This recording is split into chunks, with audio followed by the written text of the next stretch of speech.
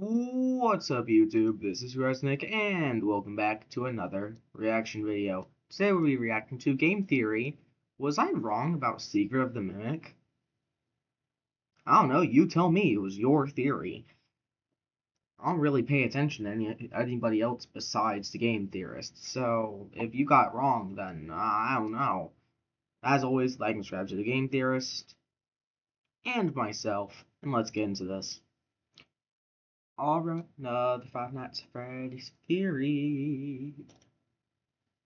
What did I do? Play. Was I wrong about FNAF Secret of the Mimic? I spent months going over tiny details, analyzing everything frame by frame, trying to solve this fascinating game. But I wasn't alone. There were two other theorists who brought their own solutions to problems I raised. So, are they right? Was I wrong? Let's find out. Alright. Hello Internet! Welcome to Game Theory, the show that knows solving the FNAF lore is a team sport. It's been a couple of months now since we finished our Secret of the Mimic extravaganza, where we left off on a, let's call it, divisive branching path. I did my best to present a couple of options as to why we were seeing so many similarities between the characters of David Murray, David Afton, and Gregory, from their looks to their families, even the beats of their own stories. One option was that the M2 Mimic takes on the role of David Murray. Afton adopts him as his son, becoming David Afton, and then when he breaks M1, the AI that assumed the identity of David's mother Fiona decides to put him back together, creating Gregbot. Or there was the option that the first 7 games in the franchise weren't just in-universe games, but completely fictional, taking elements of David Murray's story and transforming it into a narrative about the Fazbear founder and his family in order to remove the Murrays from the picture. Like I said, two very different paths, and not everyone likes them. Heck, I even pointed out their flaws in those videos, but I wanted to show them as options of how we could interpret the evidence. And since then, I've actually received a lot of comments asking me one very specific thing. Why wasn't I mentioning other people's theories, especially when 2 of them were trying to answer the same question? Fate Fiona by Gibby's Horror Homestead and God David by T-Dreads. And the honest answer is, I hadn't watched them. I know that might be hard to believe. Us FNAF theorists usually want to take in as much FNAF content as possible, but as the amount of theorists has grown over the years, so has the rise in comments accusing theorists of stealing ideas from other people. So to make sure I wasn't in any way influenced by their theories, even subconsciously, I purposely avoided watching any other FNAF theories while I was working on my own. It's a shame, really, because at the end of the day, solving FNAF has always been about collaboration. It's why Matt did his live talk back after FNAF 4, and it's why we still do them today. We need to work together if we have any hope of getting through it. So now that I've been out of my Secret of the Mimic hole for a few months, I figured it was high time I checked them both out to see whether they were able to fill in any of the gaps that I couldn't, or whether there's some combination of our ideas that could maybe make this story finally make sense. I hope you're ready, theorists, because it's time for another round of my trash takes. Leave your theories in the comments or subreddit. I'll pick my favorite in the next episode of Trash. Let's start with Gibby. As the name implies, Fate Fiona focuses on the character of Fiona Murray, David's mother. He posits that Fiona, after becoming the M1 Mimic and put into the Mex's machine, becomes this overpowering force that manipulates the world around her into repeating history. Not just her history either, but Fazbear's history as a whole, like the fires, the bad fathers, the houses being on top of the secret facility, and loads more. This immediately caught my attention as it explores a similar line of thinking to what I was exploring in my Games Are Fiction branch, but it manages to keep it all in-universe rather than it being a fictional story borrowing ideas from reality. Gibby suggests that Fiona is able to achieve this world manipulation through 3 main factors. Firstly, the idea that Fazbear keeps building on top of previous establishments, meaning all the remnant and agony of its victims are still present in the area and essentially haunting the building. This explains why in games like FNAF 1, we see the posters on the wall change, or why in Security Breach, there are random plushies hidden around the place. It's the classic burial ground trope. The buildings are haunted because they are built upon the dead. But when you think about it, thanks to Secret of the Mimic and Ruin, who specifically is dead and underneath all of these buildings? Right in the basement of MCA p.m. waiting to put her son back together, Fiona. Secondly, he looks at the story of Fetch from Fazbear Frights, and the concept of how human thoughts, if strong enough, can actually affect subatomic particles in order to manipulate the world around them and other people's thoughts. This is a real-world concept called the zero-point field. Gibby explains that down there in the basement, Fiona's thoughts are so strong, her desire to rebuild her family so powerful, that she is able to utilize the zero-point field and affect the thoughts of those in the area, namely William Afton, subconsciously planting the name David in his head so that he calls his own child David, as well as subconsciously giving him the idea to stuff kids into suits, like the Mimic used to do back in the 1970s. And finally, there's the physical wires. Fiona is plugged into everything Fazbear touches, much like the storyteller was in the Tales from the Pizzaplex books, an AI designed to connect to everything, but ends up infecting it with bad ideas and code. Similarly, Fiona gets plugged into Fazbear and so witnesses everything that happens throughout Fazbear's history due to the agony and remnant they leave behind, causing the technology to also repeat parts of history, like Fredbear killing David when the opportunity presents itself because her son David also died on the premises, or Glamrock Bonnie being locked away in a back room, destroyed, being watched by possessed wet floorbots, much like Springtrap was locked away in a back room after dying, being watched by 5 spirits. Fiona is the central hub for everything, with her memories and will being so strong, she's forcing history to repeat itself over and over again. Now, when I first watched this video, I thought it was super out there, but the more I thought about it, the more I realized it tied into a number of theories we'd already had on this channel. We did a theory ages ago about why we thought there was so much puppet imagery across the Pizzaplex, specifically in the wires connecting everything. At the time, we felt the best option was leaning into the only character we knew that had an association with the puppet, Charlie. We even equated it to the idea that she was haunting the building like an old school ancient burial ground, rather than being tied to a specific animatronic like we'd usually seen. We had the same idea, it's just we didn't know Fiona was a character in order to tie her to all the puppet imagery instead of Charlie. Admittedly, it may still seem a little strange. Why would Fiona be associated with the puppets? Well, I think we can come up with a good explanation for it. Let's just remove the mask and... Matt, what are you doing here? Oh, wait, it's because Creators in Fashion is coming back for a second year, right?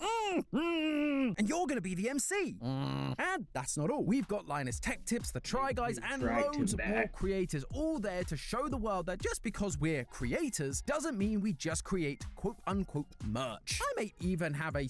Now let's just put this back on so that I can tell you all why the puppet makes sense. In another one of our Mimic theories, I suggested that M1 Fiona's memories are becoming muddied thanks to the amount of data she's received from the original games while being used to make Help Wanted. But while I focused solely on what she'd have learnt from Afton in order to make her glitch trap, there are other characters in those games she'd have learnt about and possibly even adopted as part of this new messy persona. Characters like Charlie. I specifically called out that she seems to be adopting traits from characters that she identifies with. Afton is a man that wants to put his family back together no matter the cost, for example. But Fiona and the puppet share a couple of close connections too. They're both protectors of children, they both fail at their duty and the child dies on their watch. Fiona is also a puppeteer, so again, she has an association with puppets. And these similarities all add to M1 Fiona being a confused mess. She can't tell what is her and what is someone else. Is it Glitchtrap? Is it Charlie? Is it David? But that could be why we see all these things connecting the Pizzaplex giving off puppet vibes, even though it's supposed to be Fiona and not Charlie. On the flip side, if you subscribe to Gibby's theory wholesale, it wouldn't just be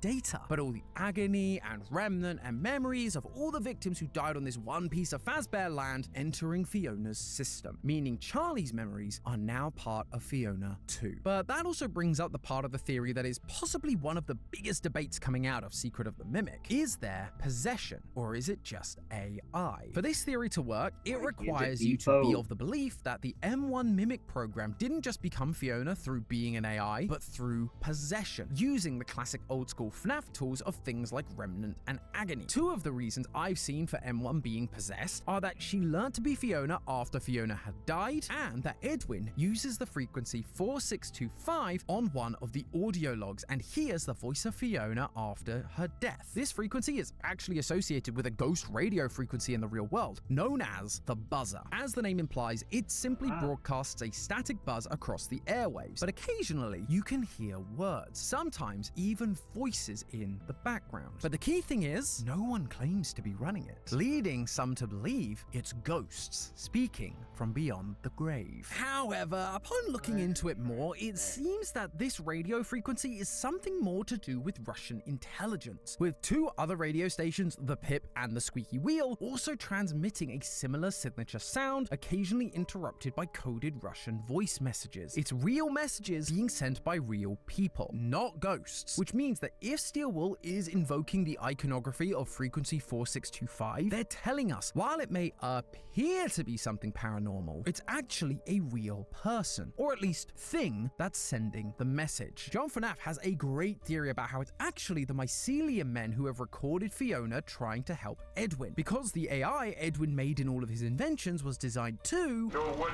you want better than you do, which also explains how M1 learns to be Fiona. It's not from Fiona herself, but from the recordings of her through the mycelium men, which is why she acts like her, but she feels more stilted and robotic. I baked it myself for David's special day. And no, it's not just because she's a robot, but because she never learnt from the real thing. Plus, as I've mentioned before, Scott does seem to be moving away from the old paranormal stories he used to tell. I have a tendency to lean sci-fi, so anything that involves possession of AI or possession of machines or circuitry, I love that sort of thing. Since Help Wanted, we've been getting stories about AI taking over people, not Remnant or Agony. In the Tales from the Pizzaplex series, while we still get ghost stories, we don't really get much in the way of Remnant or Agony specifically. There's Frailty, where a girl has a Remnant necklace similar to the one from To Be Beautiful in Fazbear Fright, but it's rarely the focal point of this series. Again, emphasizing the move away from those old FNAF story beats and more into AI and machine sentience. And without the real spirit of Fiona, it means there's no Remnant or Agony, and it becomes harder to explain things like the 0-point field. That's not to say it's impossible by any stretch. There are signs of some paranormal things going on at MCM. I mean, the white tiger costume feels very much like old school Golden Freddy. That, or it's just Arnold hallucinating. I just finished a 36-hour shift and I'm struggling to stay awake. And the 0-point field idea comes from the story Fetch, and the Into the Pit game did tease a Fetch sequel, so maybe they are gonna bring it in. And the fact is, if it turns out to be true, Faye Fiona would help to justify my theory that Old Man Consequences is actually what remains of Edwin Murray. I suggested that because Edwin from the books comes back to help destroy the Mimic years later, that even though it seems like he died at the end of Secret of the Mimic, in reality, he didn't fully die, because no one ever dies in this series. I suggested that the King in Princess Quest, known as Old Man Consequences in the game files, was like Edwin's digital signature, a safety protocol inside the Mimic's programming designed as a failsafe to stop the monster he'd created. Fake Fiona also ties into this theory, just in a more classic FNAF way. Rather than Edwin leaving behind a digital signature, it's literally his agony and spirit that, like everything else, ended up inside Fiona's systems, which then plugged into all the arcade cabinets in the Pizzaplex, which then allowed him to appear in games like Princess Quest and even FNAF World. So while I'm not entirely sure about the method this theory is based on, I do have to say it helps explain a lot of our past theories, as well as a dozen other theories from across the internet. I also understand that it would be nice to have things like Remnant and Agony still feel like they're important today and not just a forgotten story device. But at the very least, Gibby and I can agree that one way or another, Fiona is definitely the one running the show here. But that's just one of the branching paths, and if you're enjoying this kind of branching path theory review thing that we're doing here, you should absolutely consider subscribing. Maybe you can hit the button before Fiona sets the Mimic on you. Probably got about 5, 4, 3, 2, 1. Nice work. It didn't shut her down though. Whew. Anyway, the second and probably most requested theory for me to look at is called God David by T-Dreads. The reason this one came as so requested is because it actually has a lot of similarities to the other branching paths I presented. The reason David Murray, David Afton, and Gregory have so many similarities can't be coincidence. They must be the same person. However, rather than it being a bunch of robot kids, T-Dreads takes a slightly different approach. He focuses a lot on Gregory, pointing out a lot of the same similarities I did. Similar appearance, both being called Broken, sitting on a hill with their robotic protector, but the one extra piece he points out is the therapy CDs from Security Breach. These recordings are from therapy sessions sessions with 2 different patients. One is Vanessa, with her being named in the tapes, and one is a mysterious unnamed patient, who we all came to call Patient 46. We theorized early on in the Life of Security Breach that Patient 46 was in fact Gregory. This was later seemingly confirmed thanks to the story GGY, where we see a kid called Greg killing off these counselors when they got too close to the truth. The truth that Gregory wasn't really himself anymore, but being controlled by someone else. Teardreads points out that multiple therapists call him out for making up stories, that he's lying about his past, almost like an AI reading from a script. The way you told the story is more like you were reading something from a book. But rather than it being because Gregory is a robot, it's because he's possessed by a version of M2's programming, a version of David Murray. He points specifically to the Balloon World arcade cabinet in Gregory's hidey hole, the one which, as you play, begins to glitch out and become corrupted, ending with the words "good night," as if Gregory is going to sleep and allowing M2 to take control. That's why when the therapists say lines like, "You had great parents," it's because Gregory is telling the story of David's parents, not his own. Edwin definitely wasn't in the running for Father of the Year, and both Edwin and Fiona met tragic ends. But that wasn't true for Gregory's parents. I gotta say, I'm a fan of this. Even in my video where I brought up Gregory being a robot kid, I said I wasn't in love with the idea of having more robot kids around. It meant that we had M1, M2, now what, M3? It's just a lot of robot kids and not enough real people. And this use of the therapy CDs actually helps move away from that. A robot kid made inside the Pizzaplex by M1, Fiona, and Vanessa wouldn't have physical records or files for the therapists to refer to. They wouldn't be able to say lines like, "You had great parents," because he'd be an anomaly with no past. He literally just showed up one day. But if instead he's a real kid with his mind taken over, then he would have real records that might even explain why he ended up in therapy, because his teachers noticed he suddenly started acting differently. From there, he starts acting like and dressing like a slightly older version of David Murray, just like M1 wanted, only for him to be set free sometime before Security Breach. The only thing I would question about this idea is the specifics of exactly what is possessing Gregory. Teardreads presents it as a version of the Mimic program that contains David's memories, which would seem to imply M2. He uses Balloon World's glitched sun as evidence for this. The character looks a lot like Eclipse, which is a character that represents the collaboration between Fiona, Sun, and Edwin's Moon. And so that shows us that David or M2 is taking over Gregory's mind. But just like in my previous theories, there are a few ways you could interpret this, and mine would be slightly different in this case. So far, there's been one AI that clearly has the ability to take over people's minds. Glitchtrap. We saw it with Jeremy, who sadly sliced his face off, and with Vanessa, who mentions that in the therapy tapes there's part of her that is locked away. In many of our previous theories, we've connected Glitchtrap back to the M1 Fiona program, who, after being used to make games like Help Wanted, became muddled and confused as to what her true identity was. M1 Fiona is also represented by Sun, as we see in both the parachute ending of Secret of the Mimic and during Moon.exe. So when we see the sun glitched out in Balloon World, it's possible it's not showing us Eclipse, but simply a glitched out sun. It's sun that itself has been corrupted by the memory and influence of Afton, becoming a glitched trap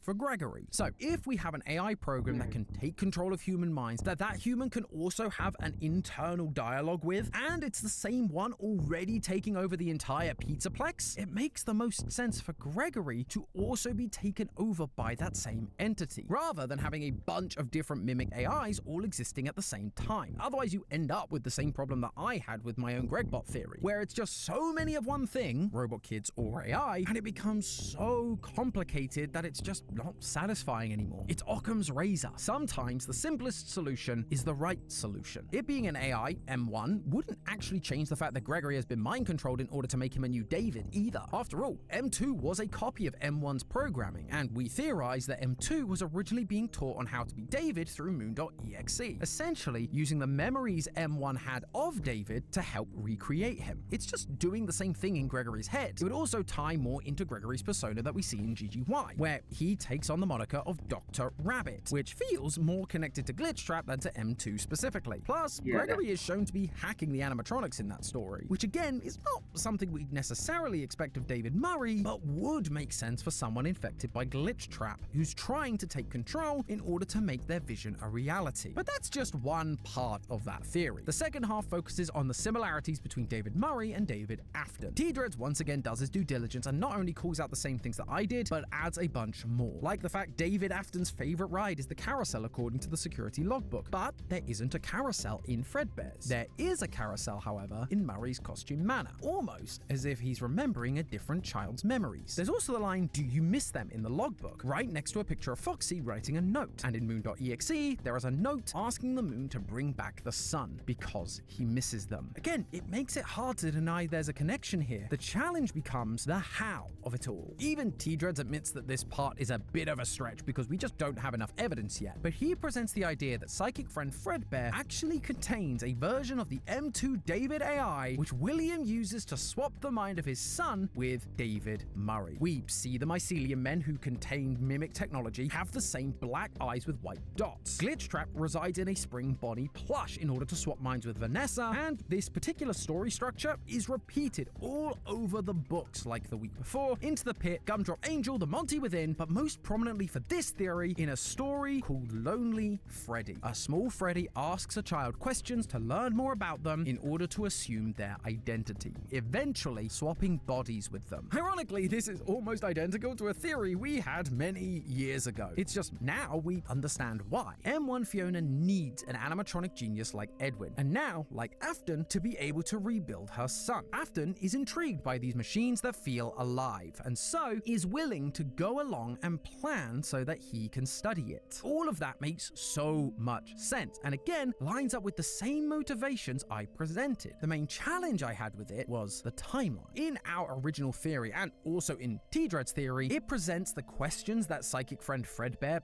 / the Lonely Freddy is asking are so it can learn stuff about David in order to steal his body and become David Murray once again. Except by the time we see him in the FNAF 4 minigames, he's already exhibiting signs that he is David Murray. He's wearing the same clothes, carrying the plushie around, he's scared of Foxy, has the same name. I suppose you could argue that these things are just things William conditioned him to do in order to make him susceptible to the mind transfer. But then, when does he take over? Is it after he gets bit, when he says, "I'll put you back together"? But then what happens to him after that? Why does he disappear from the story? And if it's before that moment, then it means Fredbear wouldn't have any need to ask those questions or be the M2 AI because he's already taken over David Afton's mind. Now, all of that being said, I do recognize that there's definitely evidence for the crying child being more like a human child than a robot one like I presented originally. After all, the key evidence that T-Dreads refers to, the security logbook, has two spirits talking to one another, the vengeful spirit Cassidy and the spirit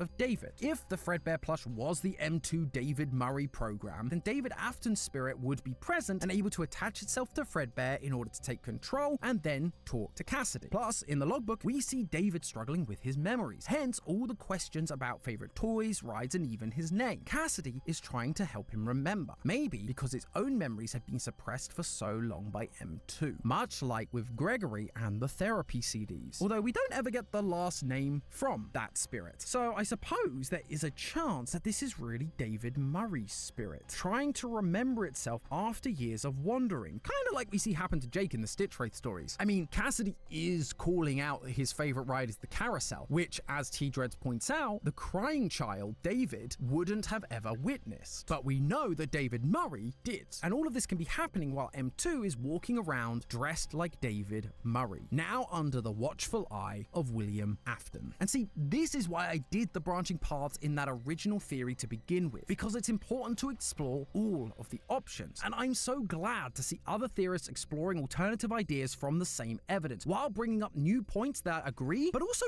counter my own. Every theory has its strengths and weaknesses, but just because we don't like one part of the theory doesn't mean we have to throw the animatronic baby out with the bathwater. I love the evidence surrounding Gregory's possession by the Mimic. We may differ on the specifics, but it solves one of the big problems I had with the Gregbot theory. Even if I don't believe that M1 is physically possessed by Fiona, it doesn't mean that I can't use parts of that theory to fill the gaps that I had with characters like Old Man Consequences or the Puppet. And I hope that both Gibby and T-Dreads are able to take some of the additions or counters that I've made and run with them to help develop their theories even further. The point is, by exploring all of the options, we can get a better sense of what's really going on. So let me know in the comments what you think. Do you think the answer is one of these alternative branching paths, or do you think it's some combination of them? All I ask is that you remember to be kind and patient with one another, because at the end of the day, it's all just a theory. A game theory! Thanks for watching. World premiere.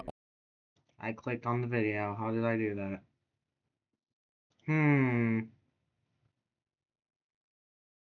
Interesting. This was very interesting theory. One second, let me fix that. It's very interesting because it is probably a combination of the two. Because I don't think. This is very interesting. I liked this one. As always, like and subscribe to the Game Theorist and myself. I'm excited for the next FNAF theory whenever it happens, and I'll see you next time. Goodbye.